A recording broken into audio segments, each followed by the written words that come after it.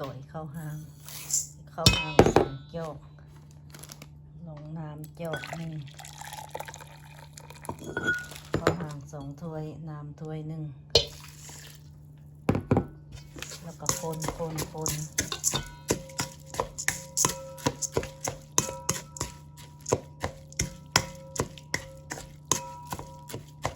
ปะให้มันแห้ง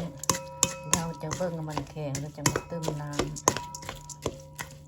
ให้มันแข็งแล้วก็ให้มันอ่อนให้มันพอดีปั้นได้นะปะให้มันแห้ง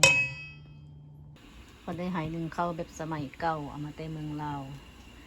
เอามานึ่งข้าวหางวันนี้คักพยักใบบอกเดินนาสิเอามาให้มาเด้อปั้นข้าว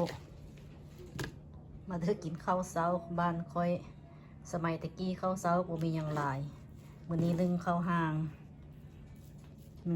ปั้นเช้ากับปลาแห้งกับเจลพอแล้วสมิก็มีข้าวขาวยักข้าวขาวก็กินข้าวขาวพอละอันนั้นสมัยเก้าปั้นข้าวแบบนี้แหละสมัยใหม่เขามีข้าวจี้มีโดนัทมันเขากินแบบสมัยเก้ามาเด้อเซฟได้ ทำเอาพอลุกเอาว่าข้าวไหม้นี่ปั้นหนึ่งมันเซฟได้หวานหอมเนี่ยเอามา